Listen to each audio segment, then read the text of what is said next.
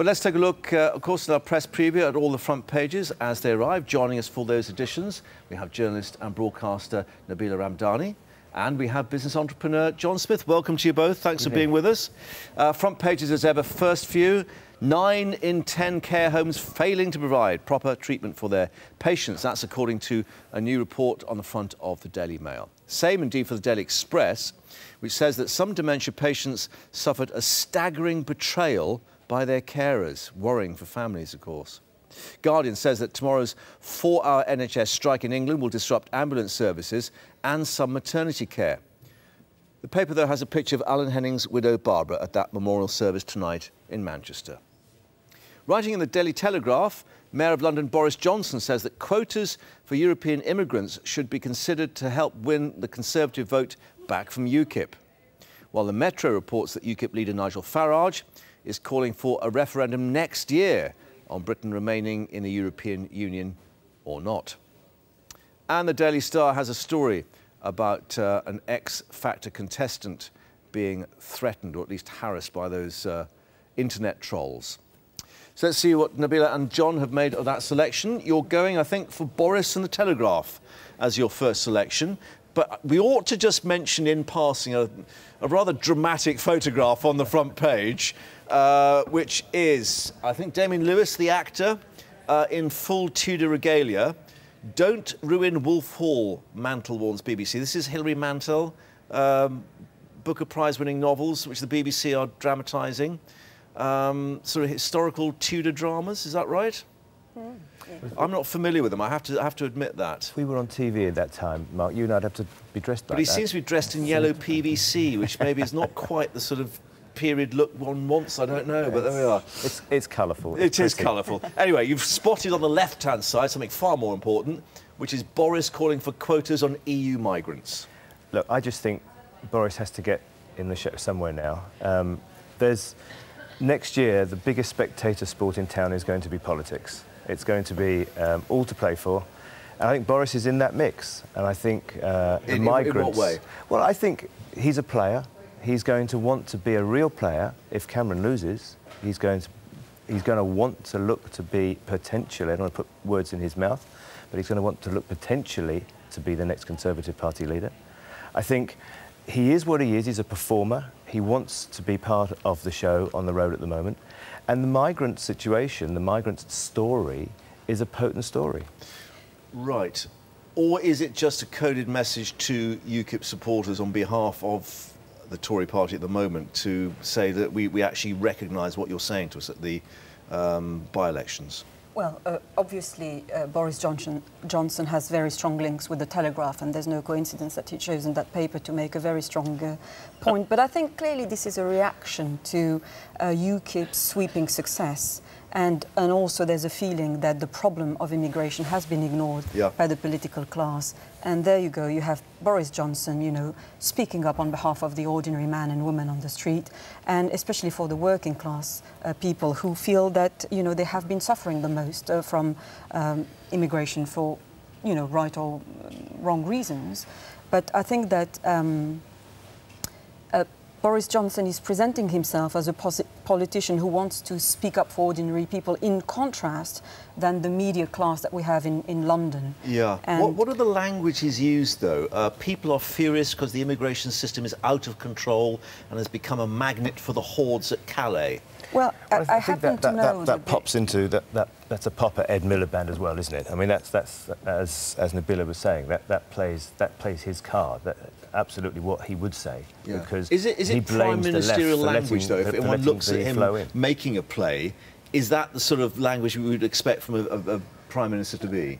No, I think it's more of a grounded response to what people are generally talking about. And what they're saying at the issues like immigration. Yeah. People would discuss, and I happen to know that the French police tomorrow, that the immigration situation is getting so bad in France that even the French police are joining in demonstrations to ask the government to put in more resources to control the borders. So this is, you know, a proper... Yeah. And of course we've seen a resurgence of the National Front in France, or at least politics to the right. Indeed, and I think, you know, it would be fair to say that the UKIP is a party that's making a lot of noise in the UK at the moment. The National Front is also making a lot of noise. But if you look at, you know, how representative they are, they only have 2 seats in Parliament.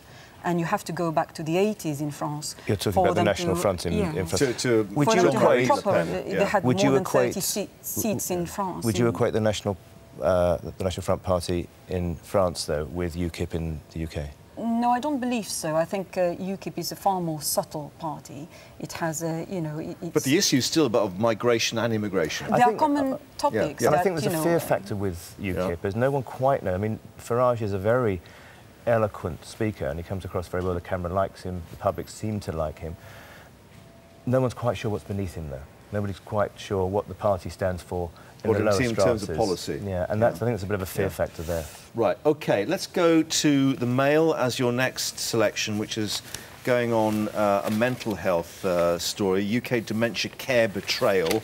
And we ought to mention the Express has also gone for the same one, shocking care of dementia patients.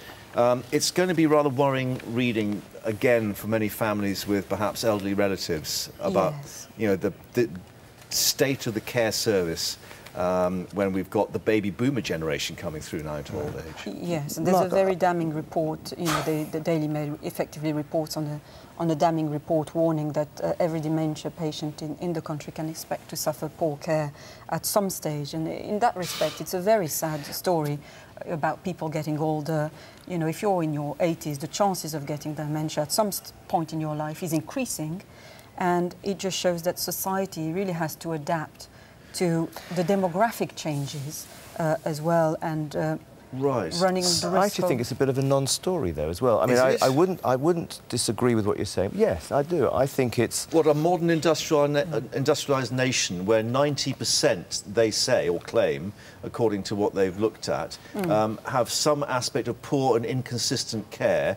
It's likely that someone living with dementia will experience poor care at some point while living in a care home or being treated in a hospital. We should expect better, shouldn't we? I don't disagree with you, Mark, but it says, if you read that again, at some point, I mean, it could say liver cancer, it could say lung cancer, it could say prostate cancer.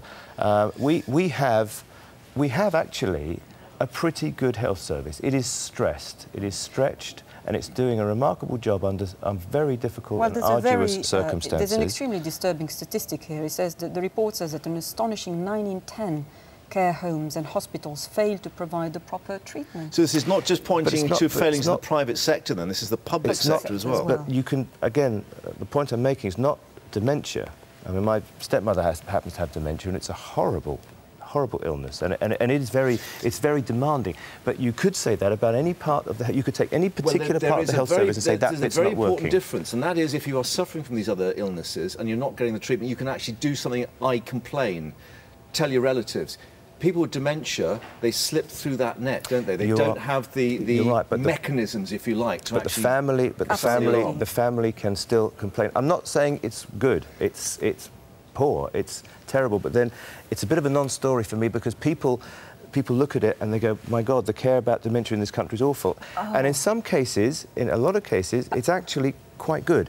But the problem is that this is a very damning dementia report. Drives a big headline. An inquiry is needed. Yeah, you're probably right. But then it's also needed about other parts of the health service. It's going at failings at 90% of homes and hospitals. I mean, what the failings are, we don't quite know in terms of the detail, but clearly they're saying patients reveal they're ignored by staff, shunted from pillar to post, some complaining vital documents are lost by officials. Well, that may well be. I've read that story in 6 different... It's been written in 6 or 7, maybe 10 different ways over the last 3 to 4 to 5 years. It could be cancer patients. But this is the Care Quality Commission. This is the body that is tasked by the government to actually be a policeman, if you like. Mark, I go back to what I said. I'm not saying that it's right. It is wrong, and we should always strive to make it better. But what I am trying to say is that when the newspapers, and I love them because I live with them, when they're short of a story, hit a dementia headline and put up a story like that, and it actually drives a lot of sentiment, a lot of the care is actually very good as well. You've gone for the Star as your next one, is that right? No, can't be. Surely not. You've got Ebola, which I can't see on the front of that one. I think it's on the page 2. Oh, page 2. I do beg your pardon. Let's go... or page 3 even of the Star. No, right. Well, let's go back to your next choice while we try and establish that, because page 8 of the Mail has got the latest on Ebola. Screening won't stop Ebola from reaching Britain, and we've actually got this, well, puzzlement in Texas about what's happened to the nurse who's contracted there, who's in full protective gear. We understand the health authorities are saying they adhere to all the protocols, and yet contracted this virus. It's a bit scary, isn't it? I had a chat with my doctor, actually, this week about Ebola, just because I was there and wanted to ask him a lot of questions. And absolutely, without trying to scare everybody, Ebola is transmitted via the transference of bodily fluid of any type. So I took that away as being reasonably positive in terms of my family members are unlikely to be getting it. Then I went away and I thought, what happens if they're on the tube or on an aircraft and somebody with Ebola sneezes and you ingest some of that mucus that comes from the sneeze? Now, I guess and I still haven't got that answer, by the way. I guess one of the advantages of being on television is you can look in a camera somewhere and say, is there a doctor there that can let me know? But that's what worries me. I think there shouldn't be... of course, there's a fear. Yeah. And we should protect ourselves. Well, we were told it was direct contact with those foods, but clearly what's happened in Texas now is raising a different question. Well, of course, and it's obviously a huge story for America, and everybody's watching what's happening over there, and not least of all because the nurse who has been tested positive is the first person in the US who has tested positive, direct contact, who has not been to West Africa as well. And, you know, we've heard also Boris Johnson actually talking about the issue of Ebola, saying that, issuing warnings effectively that Ebola will certainly arrive in Britain and most likely then in London. And I think that's one of perhaps the dark sides of globalization. You know, it has many positive aspects. But it's the international travel that... And there are masses of people who travel nowadays. And you know, you can introduce screenings, of course. The measures like screenings at airports, at the Eurostar and all points of entries have to be encouraged, but it's almost impossible to screen And there everyone. we have, I do beg your pardon for the delay, but it's come in now, we'll control killer Ebola in 3 months. This is a slightly more positive take.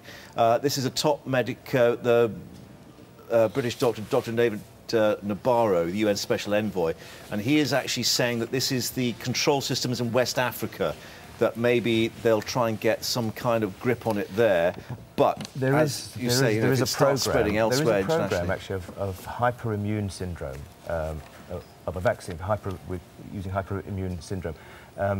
GSK in the UK, in fact, went to the World Health Authority. GlaxoSmithKline, went to the World Health Authority many moons ago, some 9, 12 months ago, asking for funding to help this, and apparently they're still waiting for an answer.